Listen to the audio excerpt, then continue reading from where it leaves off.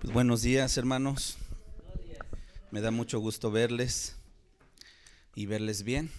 Saber que Dios ha bendecido sus vidas y que pues le hemos rogado a Dios que también este año que comienza pueda bendecirnos, pueda derramar su misericordia y su gracia sobre nuestra vida. Para mí es una bendición el día de hoy empezar este primer domingo del año compartiendo su palabra. Y pues quisiera retomar la serie que venimos desarrollando, que hemos titulado Conociendo a Jesús a través de los Evangelios. Creo que ha quedado muy claro que el objetivo que perseguimos o que tenemos con esta serie es ir entresacando a través de principalmente los tres evangelios sinópticos, que es Mateo, Marcos y Lucas, ir entresacando las historias prácticamente como están narradas en ese orden, ir entresacando las verdades, ir mirando también el carácter de nuestro Señor Jesucristo. Y pues creo que ha sido de mucha bendición hasta el día de hoy. Bueno, este sería ya el número 13, el tema número 13 de esta serie, y creo que ha sido de mucha bendición. Justamente el tema que quiero compartir el día de hoy lo he titulado La misión de Jesús. Así le he puesto por título, La misión de Jesús. Y vamos a ver a través de este estudio cuál es la compasión y cuál es la misericordia que el Señor Jesús nos ha dejado mirar en sus evangelios. Y vamos a orar, vamos a ponernos en las manos de nuestro Dios para que Él pueda bendecirnos. Padre, el día de hoy te damos gracias, Señor, porque un día más tú nos traes con lazos de amor y de misericordia a este lugar, Señor. Que te pedimos, Señor, que tu palabra el día de hoy venga a nuestro corazón, Señor. Pedimos que el día de hoy tú nos hables a cada uno de los que estamos aquí presentes, Señor. Padre, pedimos mucho tu dirección, pedimos mucho tu ayuda, la ayuda de tu buen espíritu en este lugar. Haznos entender, comprender cada pasaje, cada versículo que saquemos, cada verdad que está contenida en esos versículos, Señor. Háblanos a nuestro corazón, que nadie salga el día de hoy igual que como vino, Padre.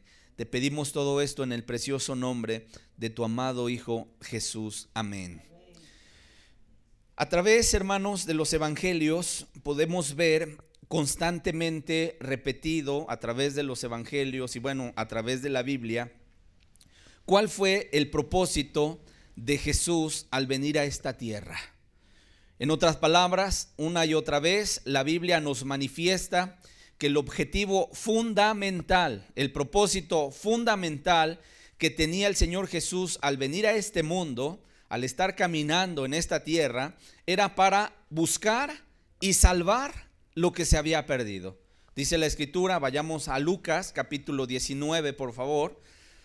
En el Evangelio de Lucas capítulo 19, versículo 10, dice la Escritura, porque el Hijo del Hombre, es decir, Jesús, dice, vino, número uno, a buscar.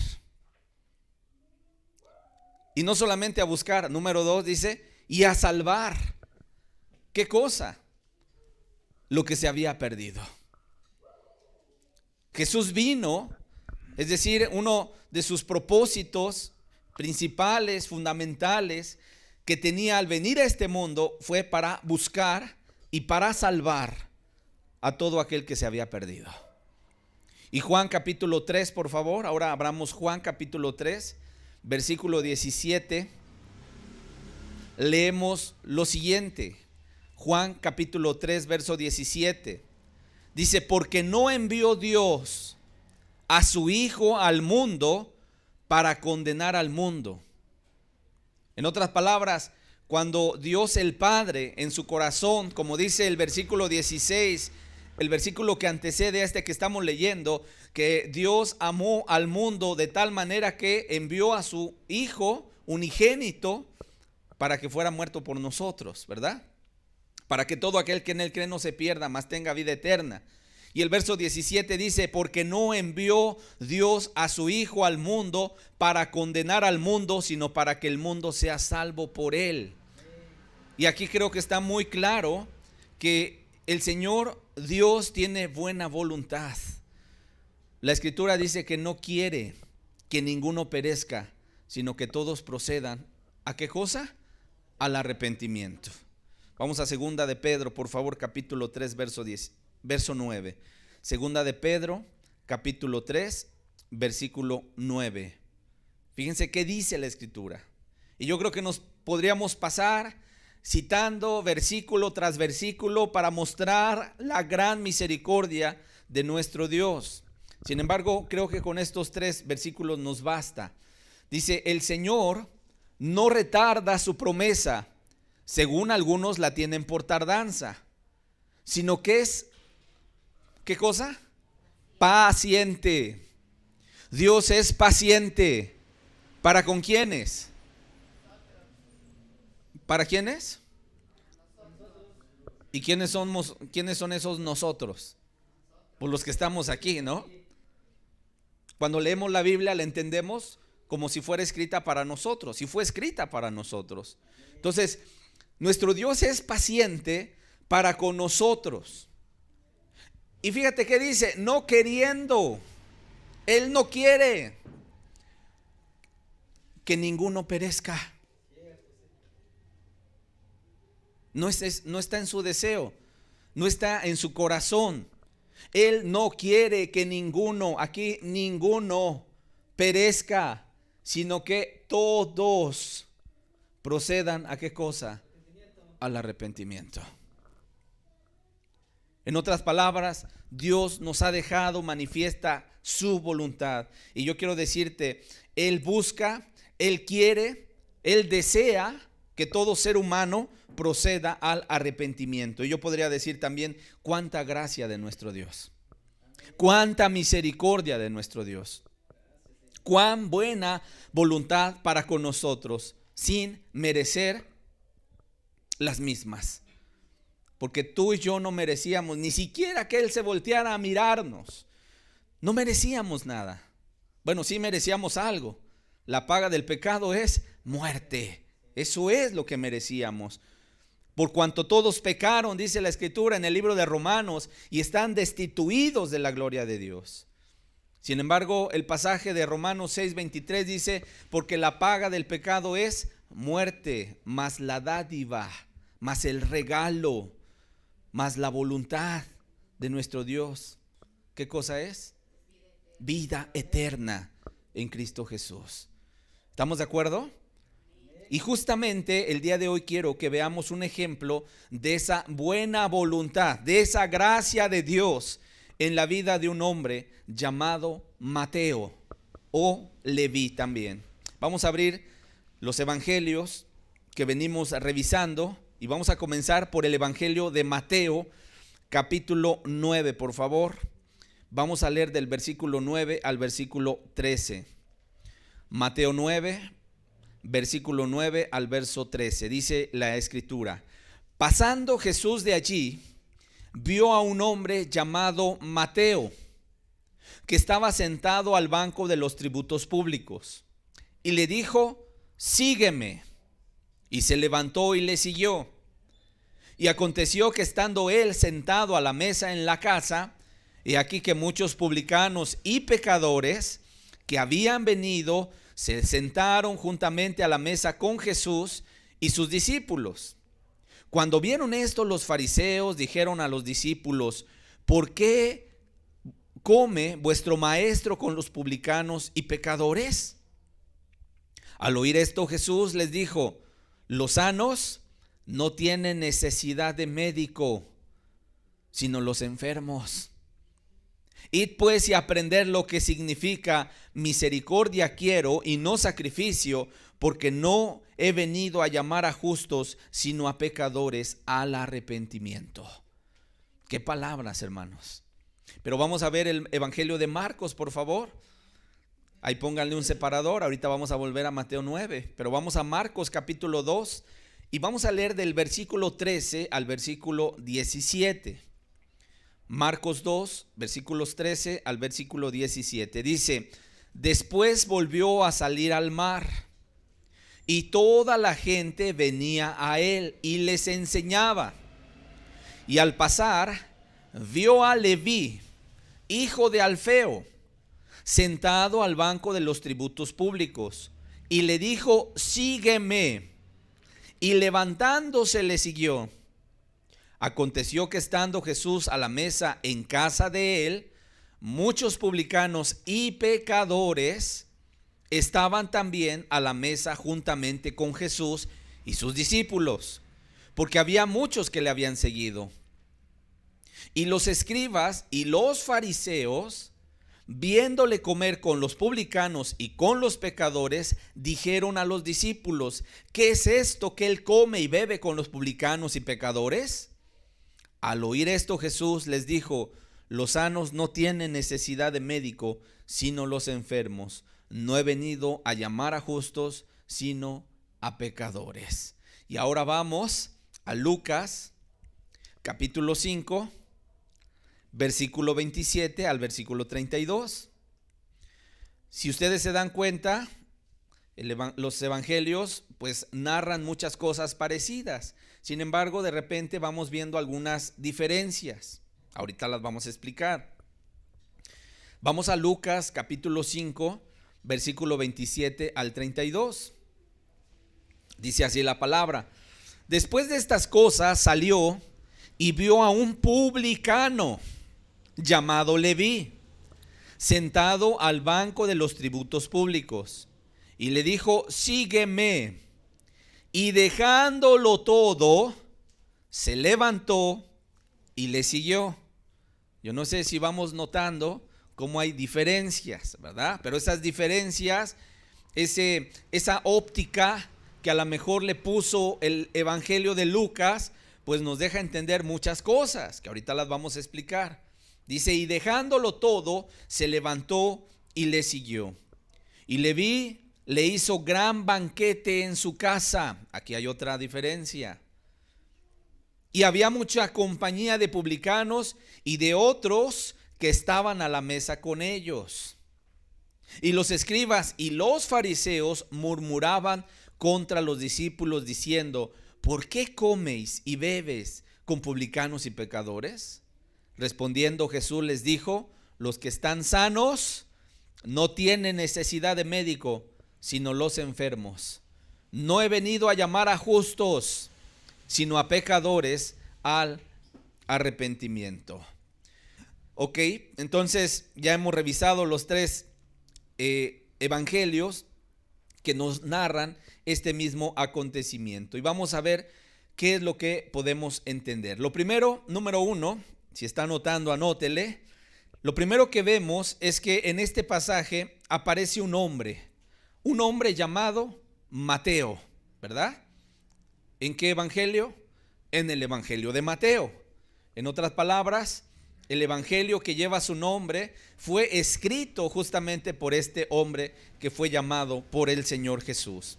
Sin embargo, tanto en Marcos como en Lucas es nombrado este hombre como Leví. Leví. Es importante comentar que el cambio de nombres es muy común en las escrituras. No es raro que a una persona se le dé un nombre diferente después de haber tenido un encuentro con Dios. Por ejemplo, Abraham se convirtió en Abraham, ¿verdad? Hemos leído la historia. Jacob se convirtió, o fue, vamos a decirlo, renombrado, fue cambiado su nombre por Israel.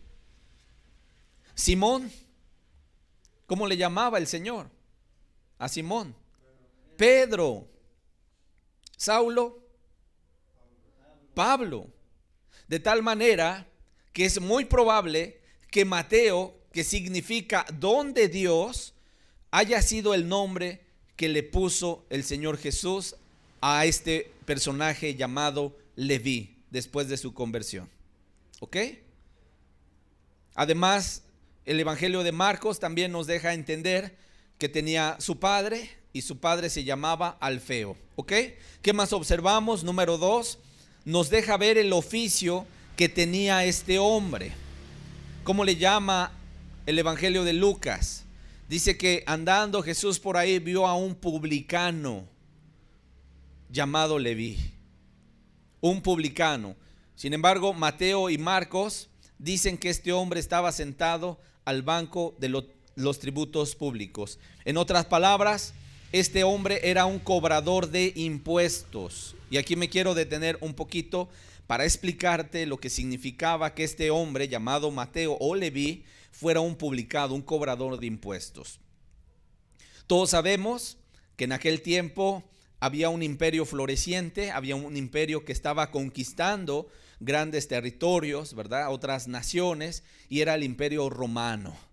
Y ese imperio se extendió muchísimo por allá, del otro lado del mundo. Y este imperio lo que hacía es que cuando llegaba y conquistaba un territorio, una nación, entresacaba de su misma gente personas que pudieran cobrarle a sus conciudadanos, a sus propios connacionales, el impuesto para dárselo a Roma. ¿Ok? Entonces, un cobrador de impuestos o un publicano era considerado en el pueblo de Israel como una persona traidora al pueblo, a las costumbres, a los principios.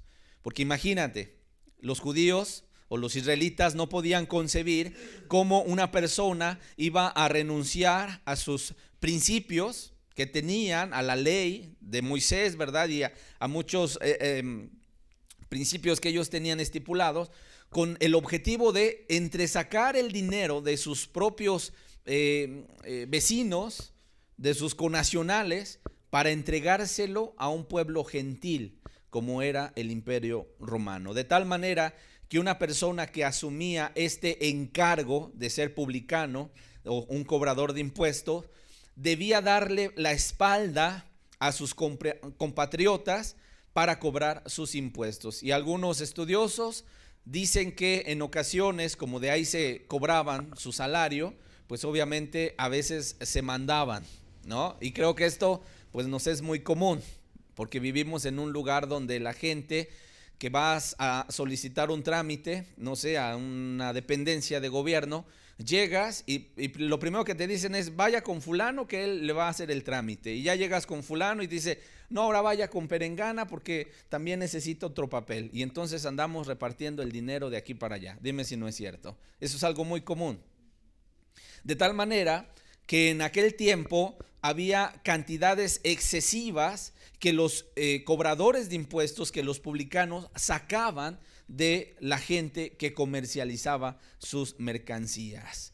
Por lo tanto, el pueblo los catalogaba como traidores a aquellos hombres que se hacían publicanos, y no solamente eran aborrecidos, sino además eran excluidos de la sociedad. En otras palabras, tú no vas a ver a, por ejemplo, gente religiosa como los escribas o como los fariseos juntándose. Si te diste cuenta, se escandalizaban porque Jesús se sentaba junto con los publicanos y con los pecadores, porque para ellos no les podía cruzar la idea un día sentarse a la mesa con ellos, porque eran rechazados. ¿Estamos de acuerdo? Ok. Sin embargo, aquí vemos cómo la gran misericordia de Dios, en este caso de Jesús, que cuando pasa por aquel lugar donde estaba este cobrador de impuestos sentado al banco de los tributos públicos, esperando que la gente que llevaba sus mercancías de un lugar a otro pasara a pagar su dinero, el Señor mira a Mateo con unos ojos que nosotros tal vez no hubiésemos tenido. El Señor Jesús miró a Mateo, miró a Leví con ojos de misericordia. A pesar de que en ese momento los publicanos eran mal vistos, para los ojos del Señor, Él miró una mina de oro en ese hombre. No por el dinero que tenía, sino por el corazón que iba a llegar a ser transformado por el poder de Dios. ¿Y qué le dijo? ¿Cuál fue la invitación del Señor Jesús? ¿Cuál fue el sermón? ¿Cuál fue el, vamos a decirlo, el proceso que hubo? Fue una palabra, fue una invitación, la misma que le había hecho a Pedro, que le había hecho a Andrés, que le había hecho a Juan, que le había hecho a Jacobo. Y es una palabra que le dijo Jesús a Mateo, sígueme. Y cuando tú vas al original, la palabra sígueme es la palabra griega akolouteo, que significa acompáñame, que significa pisa en las mismas pisadas que yo voy dejando. En otras palabras, sé un seguidor mío, y tiene que ver con uno que camina en el mismo camino del Señor. ¿Y cuál fue la respuesta de Mateo, de Leví? Vamos a Lucas, por favor. Lucas capítulo 5. Y de hecho esta reacción o esta respuesta a mí me deja muchas lecciones que quisiera mencionar de manera rápida. Yo creo que si empezamos a desglosar cada una de las cosas que nos deja ver el Evangelio, bueno, terminaríamos de sacarle todo el provecho, todas las lecciones que están contenidas en los pasajes. A veces cuando leemos la Escritura, dime si no es cierto, nos vamos rápido. Hay quienes dicen, no, pues tengo que leer mis capítulos diarios, y bueno, agarro la Biblia y empiezo a leer, y leemos así rápido y no alcanzamos a entender a veces lo que está contenido ahí. Y un ejemplo de ello es el versículo 28 de Lucas 5. Cuando el Señor Jesús le dice, sígueme, una invitación sencilla, una invitación que no amerita explicación, simplemente obediencia. Mira lo que hizo Mateo. Dice, y dejándolo todo, se levantó y le siguió. ¿Qué es lo que resalta el Evangelio de Lucas? ¿Qué hizo Mateo? Obedeció. Y no solamente hubo una obediencia, hubo un despojo, porque lo dejó todo. Lo dejó todo. Yo no sé cuántos han leído en la Escritura que en ocasiones el Señor Jesús llamaba a la gente y le decía, sígueme. Y había gente que decía, sí, Señor, te seguiré a donde quiera que tú vayas, pero deja que primero entierre a mi padre. Algunos cuando leen eso dicen, ay, había muerto el padre y pues lo tenía que ir a enterrar. No, no había muerto. Lo que significa que el padre pues a lo mejor ya estaba entrando en años, ¿verdad? Ya era una persona anciana, pero no había muerto, estaba vivo. Lo que este hombre estaba diciendo es, sí te voy a seguir, Señor, pero deja que primero esté en mi casa hasta que muera mi padre. No sé si va a pasar 1 año, 2 años, 10, 15 o 20 años. Y ya cuando haya muerto mi padre y lo haya enterrado, entonces sí voy y te sigo. ¿Y el Señor qué decía? Pues deja que los muertos entierren a sus muertos. Y tú ven y proclama el reino de Dios. O luego llegaban y decían, te seguiré a donde quiera que vayas. Bueno, yo te digo, las aves de los cielos tienen nidos, las zorras tienen sus guaridas, pero el Hijo del Hombre no tiene dónde recostar su cabeza. ¿Y cuál era la respuesta de aquel hombre atrevido que se anticipó a decir, yo te voy a seguir a donde quiera que vayas? Cuando le puso el Señor Jesús las condiciones, las adversidades que iba a tener que pasar, ya no hubo palabra. Yo ya no veo que dice, bueno, no importa, te seguiré de todos modos. Yo creo que la gente pensaba que el seguir a Jesús iba a ser pues una vida cómoda, ¿verdad? De lujos. Sin embargo, el Señor Jesús a nadie engañó y dijo, bueno, pues si las aves tienen sus nidos y las zorras sus guaridas, yo no tengo a veces dónde recostar mi cabeza. ¿Estás dispuesto a que si nos agarra la noche en el campo ahí nos quedemos? La gente ya no dijo nada. Y bueno, lo que nos damos cuenta es que Mateo tuvo una actitud diferente, una actitud distinta. El Señor Jesús le dijo, sígueme. ¿Y qué dijimos que era? ¿Un qué? Publicano, un cobrador de impuestos. Dicho en otras palabras, era un hombre que tenía un puesto público. ¿Cierto o no? Tenía un puesto público. Y yo pregunto, los que están en el gobierno, ¿ganan poco, ganan mucho? pues a veces entran sin cosas materiales, sin casa, así como salen. Ya nos enteramos que ya se compró una casa aquí, ya compró allá, ya está construyendo aquí, ya tiene, no sé, mansiones hasta en quién sabe qué, en qué lugar. Hay mucho dinero. Ahora, este hombre seguramente era un hombre de mucho dinero, al igual que Zaqueo. Zaqueo era un publicano también. Y también la escritura nos deja entender que este hombre pues había malversado pues los dineros, porque el día que se arrepintió, se levantó, se puso en pie delante de Jesús y dijo: pues si a alguno he defraudado, se lo voy a devolver cuadruplicado, 4 veces más. Es decir, si robé 100 pesos, voy a regresar 400. Un fruto del arrepentimiento, la restitución. Y el Señor Jesús dijo: hoy ha llegado la salvación a esta casa, por cuanto él también es hijo de Abraham. Un hombre de fe. Ahora, volviendo al pasaje del versículo 28, dice: y dejándolo todo, se levantó y le siguió. Esta fue una decisión muy firme, que quiero decirte, el día de hoy ya no es muy común en la gente que escucha el mismo llamado, el mismo mensaje, la misma invitación de Dios. Porque eso sí, yo quiero decirte algo: Dios sigue invitando a la gente, Dios sigue llamando al hombre, Dios sigue llamando y tocando el corazón. Y nos sigue diciendo: sígueme. ¿Cierto o no? ¿Cuántos hemos escuchado esa invitación? Yo la escuché. Y a veces, ¿verdad? El hecho de empezar a meditar, empezar a decir: bueno, pero también voy a dejar esto, aquello, y esto que me gusta, y eso que me deleita, y donde estoy metido, y donde está el tesoro de mi corazón, también lo voy a tener que dejar atrás, y entender que debe de ser así. Porque la apuesta es estrecha. ¿O es ancha? Estrecha.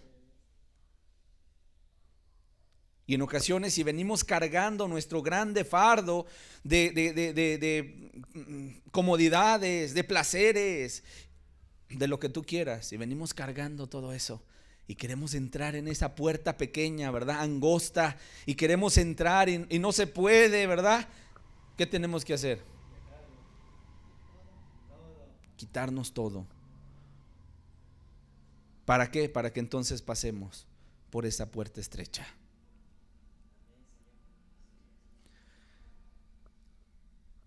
Por lo tanto, yo entiendo que este hombre, Mateo,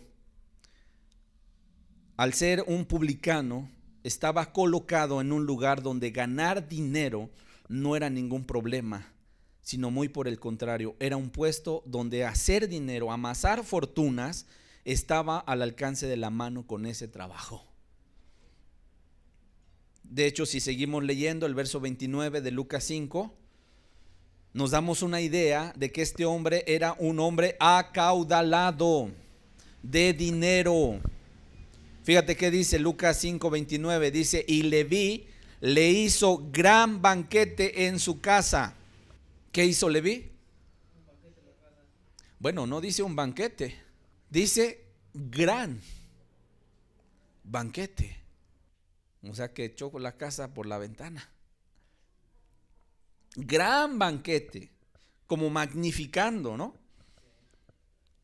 Dice: y había mucha compañía de publicanos y de otros que estaban a la mesa con ellos. Yo me puedo imaginar que el dinero no era problema para este hombre. Tal vez era uno de los hombres más acaudalados de aquellas tierras. No nos deja ver eso la escritura, no podemos tampoco ir más allá. Sin embargo, sí podemos decir que por ser un servidor público, pues tenía posición económica, como Zaqueo, que era otro publicano también adinerado. Ahora, para ir aplicando la palabra, porque ustedes saben que el objetivo es ir mostrando, ¿no?, los pasajes, pero con una aplicación para nosotros. Lo que yo puedo ver es que hay un momento en la vida en que la gente se da cuenta de su vacío inmenso que tiene en su corazón. ¿Cierto o no? En otras palabras, la gente puede estar rodeada de mucha diversión, puede estar rodeada de mucho dinero, de muchos éxitos, de fama, de renombre, de aplausos, incluso de haber amasado grandes fortunas a corto plazo, muchos logros, muchos avances. Sin embargo, llega el momento en que se pregunta, toda persona, escúchame bien lo que te voy a decir, toda persona se pregunta en un momento de su existencia: ¿y todo esto que tengo, de qué me servirá si me siento vacío, si estoy insatisfecho?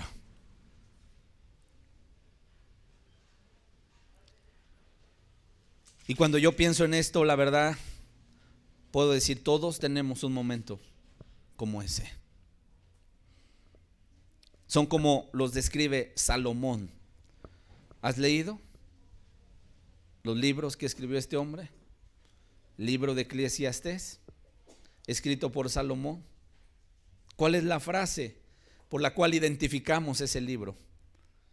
La frase que él ocupaba es: vanidad de vanidades, todo es vanidad, todo está hueco, todo no tiene sentido, refiriéndose a lo material. Y sin embargo, ¿quién pudiera decirlo? Un hombre que fue considerado como uno de los hombres más sabios sobre la tierra, lleno de riquezas, es más, lleno de poder, porque fue rey de su pueblo. Tuvo 700 esposas, escúchame bien, 700 esposas y 300 concubinas.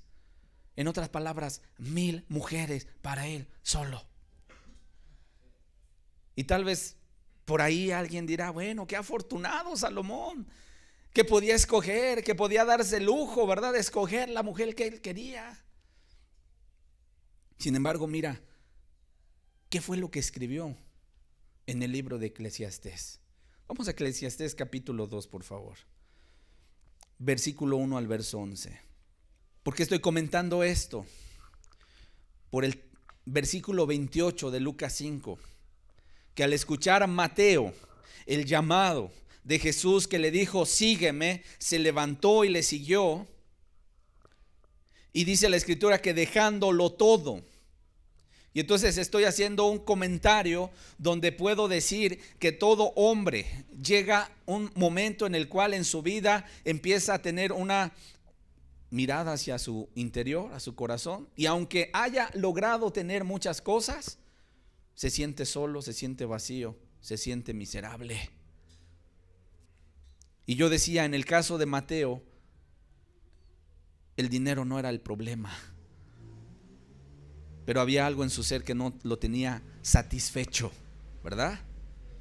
Y estoy poniendo un ejemplo, como Salomón, que a pesar de haber sido considerado un hombre sabio en aquel tiempo, lleno de riquezas, lleno de poder, que fue rey de su pueblo, que tenía 1000 mujeres para él solo, fíjate que escribió en Eclesiastés 2, verso 1: dije yo en mi corazón, ven ahora, te probaré con alegría y gozarás de bienes.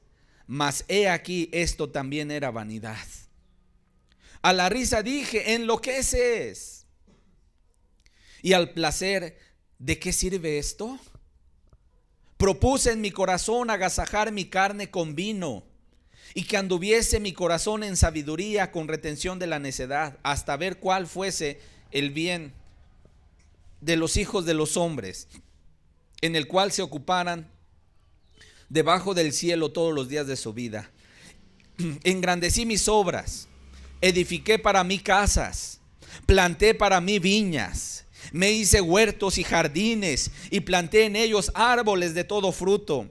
Me hice estanques de aguas para regar de ellos el bosque donde crecían los árboles. Compré siervos y siervas y tuve siervos nacidos en casa. También tuve posesión grande de vacas y de ovejas, más que todos los que fueron antes de mí en Jerusalén. Me amontoné también plata y oro y tesoros preciados de reyes y de provincias. Me hice de cantores y cantoras, de los deleites de los hijos de los hombres y de toda clase de instrumento de música. En otras palabras, no hubo que le faltara a este hombre, ¿verdad? Y dice el verso 9: y fui engrandecido y aumentado más que todos los que fueron antes de mí en Jerusalén. A más de esto, conservé conmigo mi sabiduría. No negué a mis ojos ninguna cosa que desearan, ni aparté mi corazón de placer alguno, porque mi corazón gozó de todo mi trabajo, y esta fue mi parte de toda mi faena. Pero fíjate cómo concluye el verso 11. Dice: miré yo luego todas las obras que habían hecho mis manos, y el trabajo que tomé para hacerlas, y he aquí todo era vanidad y aflicción de espíritu, y sin provecho debajo del sol. O sea que este hombre, aunque tuvo casas, aunque se hizo de vacas, de ovejas, de siervos, de siervas, de mujeres, de dinero, de poder, al final terminó diciendo: sin provecho debajo del sol.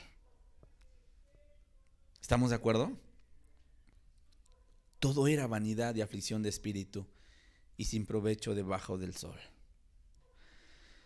Y al final de todo, su frase célebre de Salomón era: vanidad de vanidades. Todo es vanidad. En otras palabras, un hombre o una mujer que, a pesar de haberlo tenido todo, no obtuvo placer o contentamiento o llenura en todo aquello que deseó. Porque una cosa es cierta: no hay nada que el hombre pueda hacer para sentirse pleno, para sentirse completo, para sentirse satisfecho, con paz, con descanso en su alma, con alegría en su corazón. Pero me refiero a una alegría real, sino únicamente con la presencia de Dios en su vida. En otras palabras, la persona pudiera tener toda la fortuna del mundo, pero sin Dios, de nada sirve. Podría construir mansiones en esta tierra, pero sin Dios, nada vale. Puede irse al otro lado del mundo a viajar, a vacacionar, pero si Dios no está en ese corazón, quiero decirte, de nada aprovecha. Puede ser la persona más aplaudida, la más popular, la más admirada, pero si Dios no está en ese corazón, el corazón estará vacío. Y algo que debes entender es que todo lo que tú necesitas se llama Dios. Lo que necesitamos se llama Dios. Por algo la Escritura dice en 1 de Juan capítulo 5 verso 12, dice: el que tiene al Hijo, el que tiene a Jesús, tiene la vida. Pero el que no tiene a Jesús, el que no tiene al Hijo de Dios, no tiene la vida. En otras palabras, la Biblia es muy sencilla. Aquí la gente se discute, debate, ¿verdad? ¿Quién es el que tiene la verdad? Si los calvinistas o los arminianos, que si los metodistas, que si los pentecostales, que si los bautistas, y hay todo un debate. No. La Biblia dice: a ver, ¿tienes a Jesús? Tienes la vida. No lo tienes, no tienes la vida. Así de sencillo. No hay por qué estar debatiendo. Cristo está en tu corazón, caminas con Él, estás con Él, tienes la vida. Y Colosenses 2:10 dice que todos nosotros estamos completos en Él. En Él están completos. Y vosotros estáis completos en Él.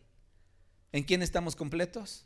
Y esa palabra completos, vamos a entenderla: satisfechos, llenos, con un sentido a la vida. Pero solamente en Él. Si no estamos en Él, todo nos falta. ¿A poco no? Yo me acuerdo, antes de conocer a Dios, los días nublados para mí eran tristes. Los días lluviosos, ni se diga. melancólico, deprimido, me pasaba en mi soledad. Los días soleados, igual, porque no hay contentamiento en nuestra vida, por cuanto nos hace falta Dios en el corazón. Sin embargo, cuando conocí a Jesús, entonces todo empezó a tener sentido. Y aún los días nublados, ¿verdad? Maravillosos ahora. Los días lluviosos, gracias Dios por tu lluvia. Sin embargo, quiero decirte, solo en Jesús está nuestra verdadera felicidad. Y es una felicidad completa, no le hace falta añadirle nada. Y no es una felicidad efímera, es decir, momentánea. Una felicidad miserable, ¿verdad? De un rato, de una emoción pasajera. No, sino que se trata de una felicidad, de una vida, que de hecho la palabra vida, por ejemplo en Juan 10:10, abramos la escritura, fíjate, dice, el ladrón, y se refiere a Satanás, no viene sino para, es decir, viene solamente con un objetivo: hurtar, matar y destruir. Qué malvado objetivo, ¿verdad? De Satanás. Viene a robar, viene a matar y viene a destruir. Sin embargo, dice la segunda parte, pero yo he venido para que tengan vida y para que la tengan en abundancia. Ahora, esa palabra que se refiere aquí, la palabra vida, no es la palabra griega bios. Cuando vamos a la secundaria, tenemos una materia que se llama biología o ciencias naturales, ¿verdad? ¿Por qué es biología? Porque es de la palabra bios, que significa la vida material, la vida natural. ¿Estamos de acuerdo? Sin embargo, esta palabra vida en el griego es la palabra zoe, que tiene que ver con una vitalidad del alma. Algunos dicen una alegría, una satisfacción, pero no es pasajera. Fíjate cómo nos promete una vida, pero que tengamos una vida ¿qué? Abundantemente. No es un ratito. Porque a veces la gente dice, anda contenta. ¿Por qué? Porque está estrenando carro, ¿no? Y al rato, pues, a la media cuadra ya le rayaron con una moto. Y pues de repente lo iba estacionando, pero no se dio cuenta que había un poste y ya lo chocó de la parte de atrás. Y su felicidad empieza a acabarse. ¿Cierto o no? No, ya construí mi casa y la gente está bien contenta. Y al rato pues ya un temblor y se le hizo una cuarteadura. Y dice, no quedó bien mi casa.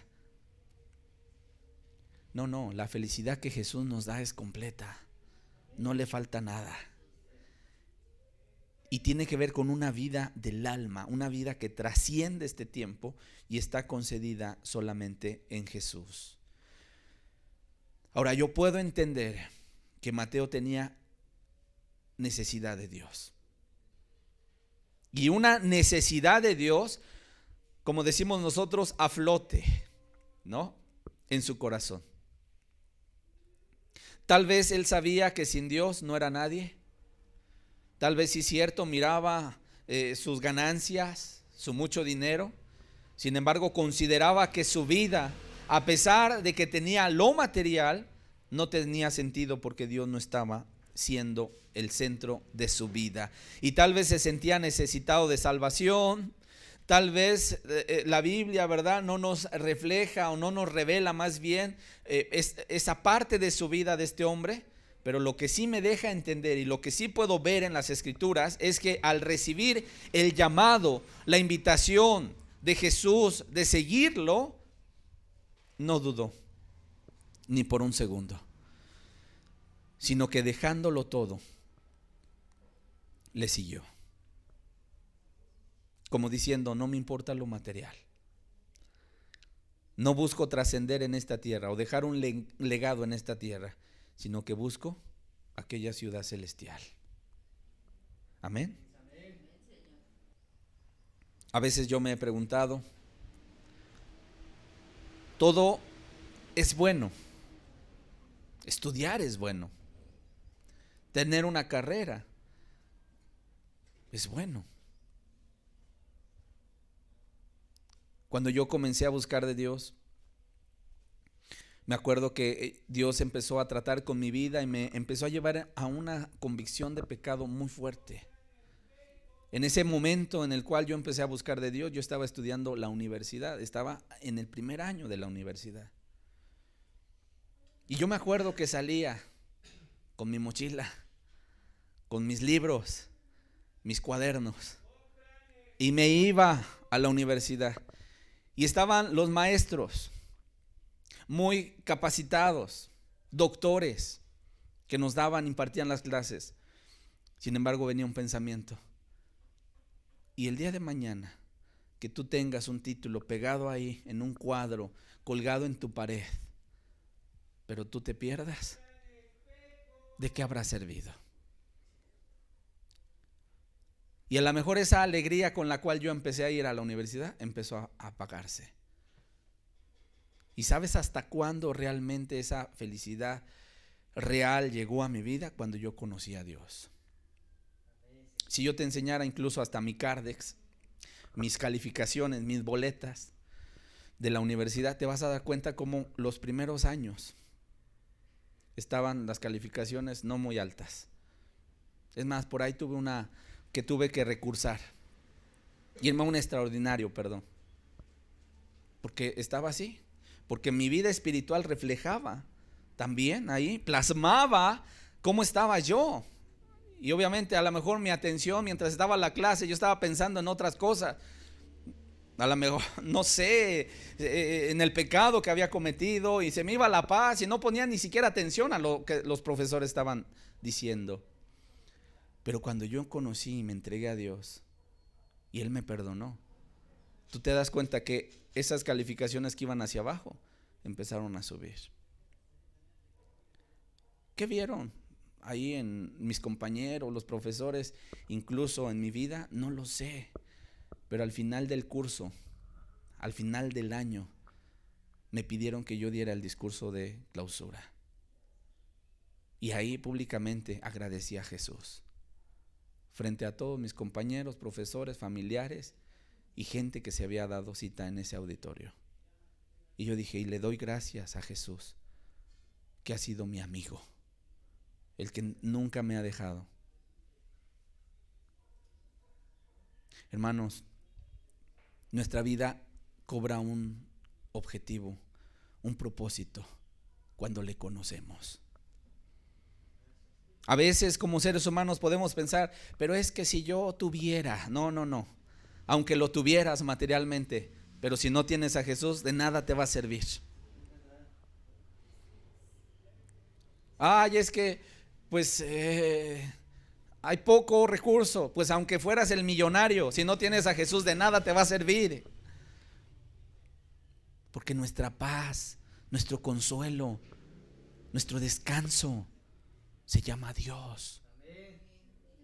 Y en Él solamente tenemos que descansar. Y esto no significa que ahorita digamos, bueno, como ya el hermano nos habló el domingo, ¿verdad? Y nos dijo que no me preocupe, bueno, ya total, que el mundo ruede. No. La Escritura también dice que seamos diligentes, que no perezosos, fervientes.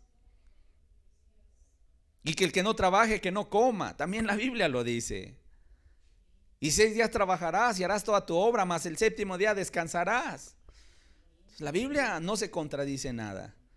Pero nuestro objetivo, estando en esta tierra, no es para acumular, tener, poseer, sino para tener a Cristo en nuestro corazón. Que de ahí depende todo. Vamos otra vez a Mateo 9, por favor, verso 10. Cuánta misericordia de Jesús, ¿verdad? Los fariseos incluso criticaban, pero el Señor Jesús veía en lo que ellos no veían una mina de oro. Mateo 9, verso 10.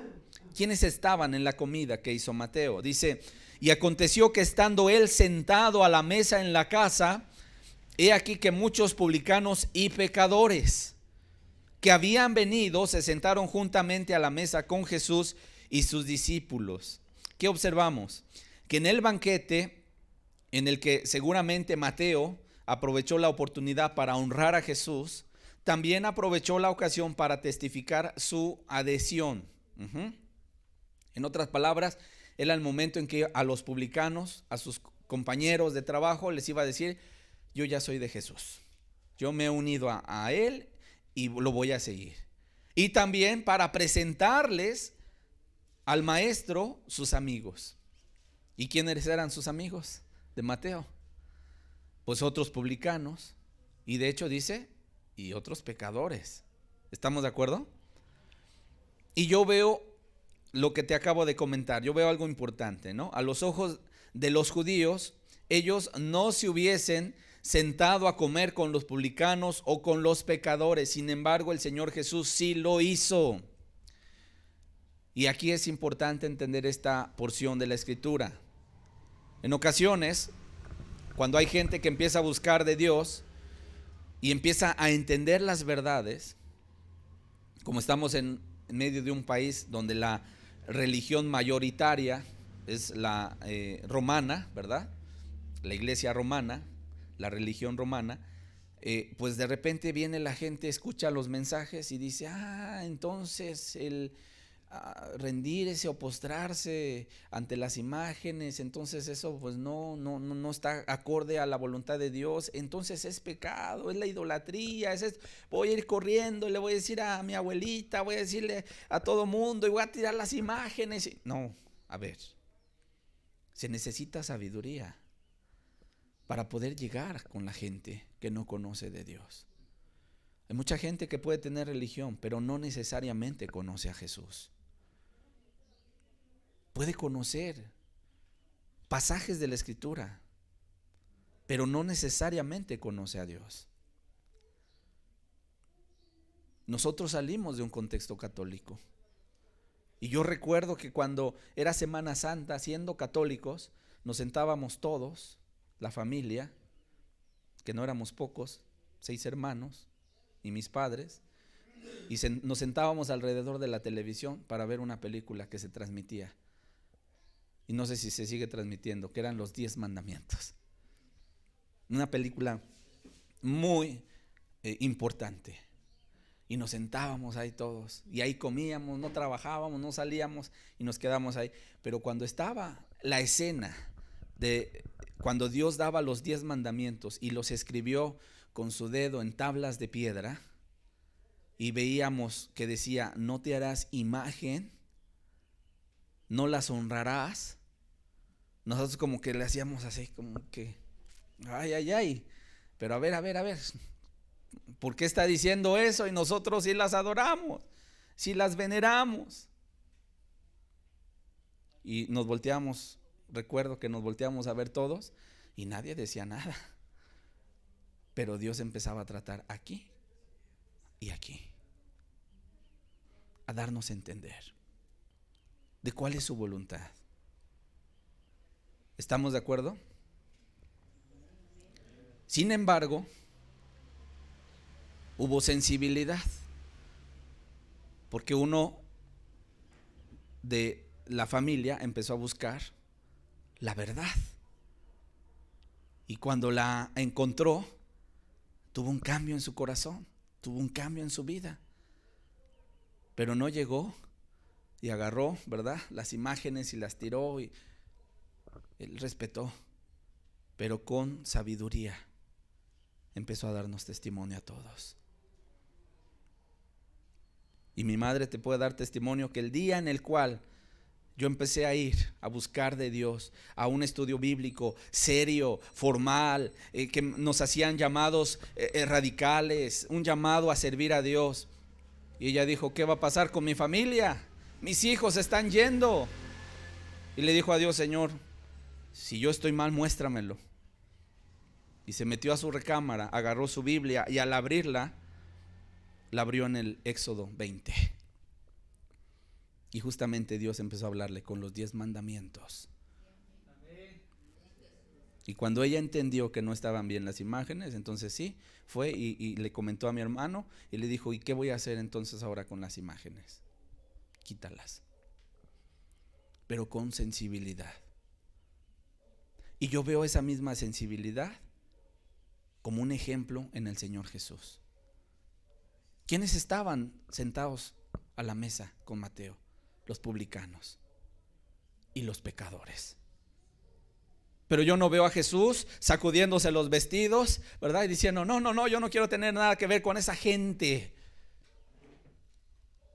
Sino por el contrario, se sentó con ellos. Sí, cierto, Él no confraternizaba con ellos en sus pecados, ni hacía nada que pudiese poner en entredicho su testimonio, pero sí empleaba esa ocasión para enseñar, tal vez para reprender, tal vez para bendecir. Y yo me puedo imaginar que ese momento de la comida debió haber sido un cachito de cielo. ¿Por qué? Porque Jesús estaba ahí. Y por cierto, no lo dije, pero el sector de los publicanos, ese grupo de los publicanos, era un sector rechazado y excluido. Sin embargo, el Señor Jesús justamente vino por aquellos menospreciados. Porque Él tiene una mirada que nosotros tal vez no alcanzamos a comprender. ¿Quién de nosotros hubiera dicho que ese grupo de publicanos, él iba a entresacar a un hombre que el día de mañana sería el que escribió uno de los evangelios más largos del Nuevo Testamento, que es el Evangelio de Mateo? ¿Quién diría que ese hombre que estaba sentado al banco de los tributos públicos el día de mañana estaría dispuesto a dar su vida por el Señor?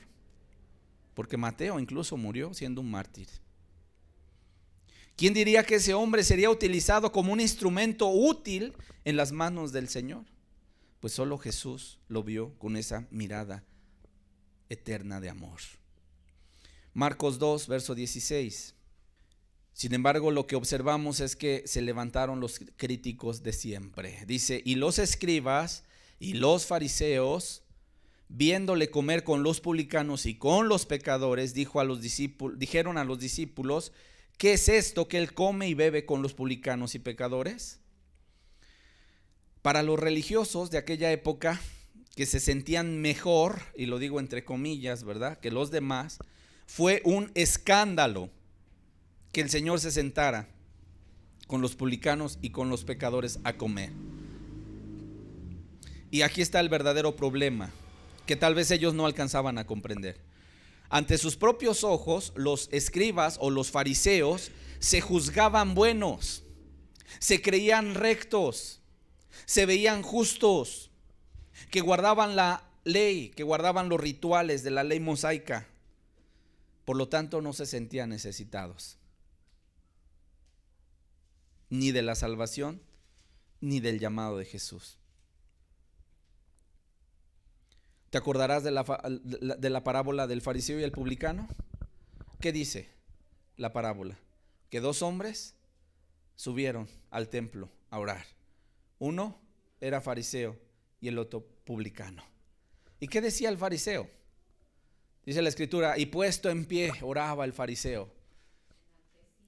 Y oraba consigo mismo.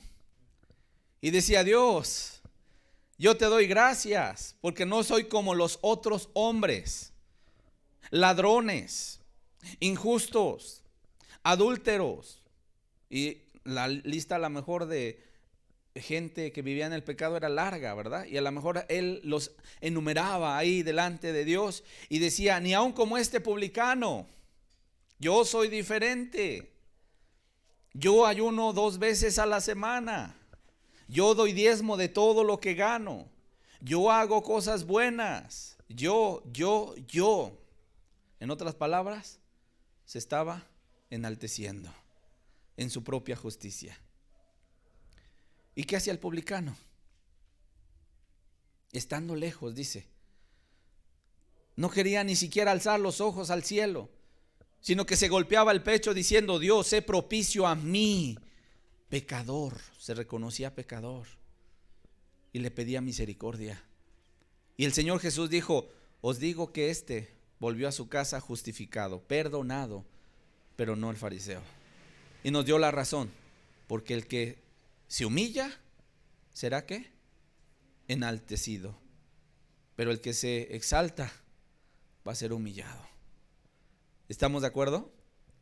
De tal manera que en su vida religiosa los fariseos y los escribas, aparentemente apegada a los rituales de la ley mosaica, los habían convertido en personas que solo por fuera aparentaban piedad, pero sus corazones estaban duros, estaban fríos, eran inmisericordes. En otras palabras, observaban la letra de la ley, pero no sentían compasión por los que necesitaban ayuda espiritual.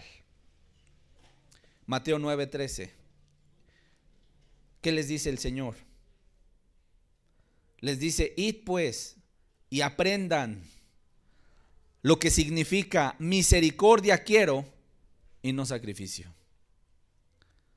O sea, no solamente que te sepas la letra de la ley y aparentemente trates de vivirla, sino que tu corazón sea recto para con Dios. ¿Estamos claros? Y por último, Lucas 5, 31 al 32.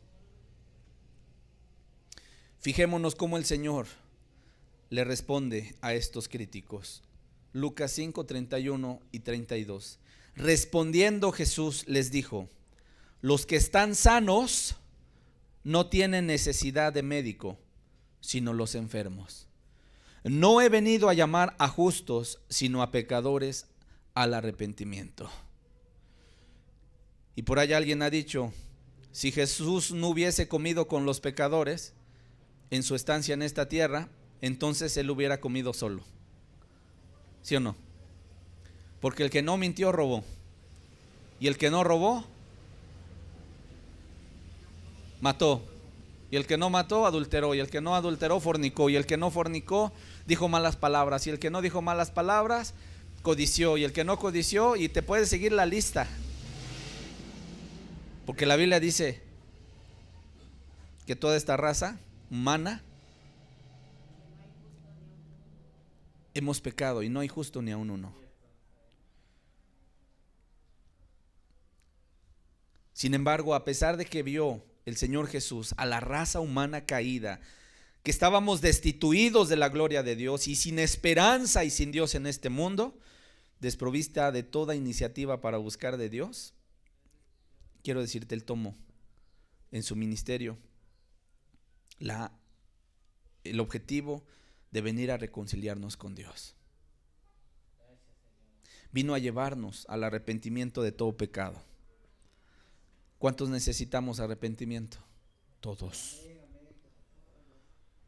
Por lo tanto, para concluir, yo quiero decirte, tú necesitas detenerte un momento para hacer un recuento de tu vida en el pecado, para darte cuenta de que nada te ha aprovechado vivir como hasta ahora has vivido, sino que debes darte la media vuelta, debes arrepentirte de todo pecado, de toda maldad, confesarla a Dios y pedirle que te perdone.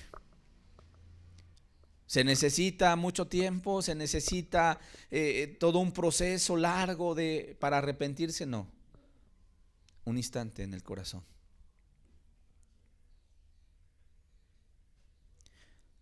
Y hay una buena noticia.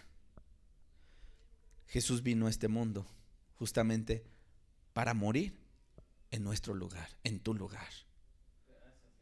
Tú puedes decir, pero yo no se lo pedí. Efectivamente, nosotros no se lo pedimos, pero Él tomó la decisión de venir a dar su vida por ti,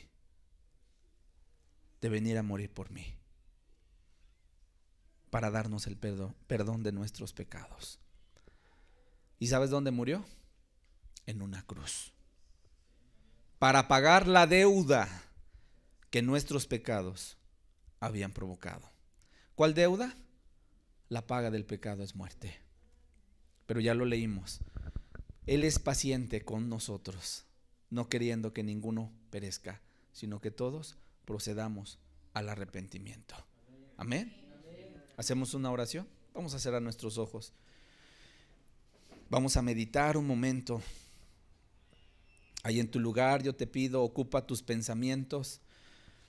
para meditar en Dios, para entender lo que hoy hemos estudiado con este pasaje, este llamado de Mateo a volverse un seguidor del Señor, pero donde entresacamos que nuestro Dios, nuestro Cristo, es misericordioso. Y que al igual que llamó a este hombre excluido de la sociedad, que a los ojos de los religiosos de aquel tiempo no tenían perdón, misericordia delante de Dios, que sin embargo a los ojos de Jesús lo tuvieron. Yo te digo el día de hoy, Dios quiere tener misericordia, Dios tiene misericordia sobre tu vida. La pregunta es, ¿por qué no te acercas el día de hoy al trono de la gracia para alcanzar misericordia, la misericordia de Dios? Porque una cosa es cierta, el brazo de Dios no se ha acortado para salvar, ni su oído está enfermo para no escuchar, sino que su brazo sigue extendido para que tú te tomes de él. Y a lo mejor hay cosas que tú quieres confesarle a Dios. Yo quiero decirte, hoy es el día de tener un encuentro con Él. ¿Has cometido ofensas contra Dios? Si somos honestos, puedes decir muchas. Es necesario que las pongas delante de Dios. Alguien puede decir, pues es que también contra mí han cometido muchos abusos, maltratos, me han ultrajado y muchas cosas lamentables y tristes han hecho contra mí. Yo quiero decirte, es tiempo de hacer a un lado toda amargura de tu vida, perdonar a los que te han ofendido, para que puedas acercarte también tú a pedir perdón a Dios. Y que dediquemos un momento allí en tu corazón, tú y Dios, tú con Dios, tú a solas con Dios, y le puedas decir, Señor, perdóname, perdóname. Padre, hoy te damos gracias, Señor, por tu palabra, porque sabemos que eres un Dios de misericordia, un Dios de gracia, que no deseas que ninguno perezca, sino que todos procedan al arrepentimiento, Señor. Yo te doy gracias porque iniciamos este nuevo año, Señor, y tú sigues llamando al hombre a volverse a ti, para poder tener el corazón completo, saturado de tu presencia, Señor. Y al igual que llamaste a Mateo, un publicano menospreciado, arronzado de la sociedad, mal visto por la gente de alrededor, sin embargo tú lo llamaste a ser uno de tus seguidores. Y cuán grande recompensa, Señor, este hombre pudo tener, que incluso hoy tenemos un evangelio que fue escrito por él, el evangelio de Mateo. ¿Qué quieres hacer en nuestra vida, Señor?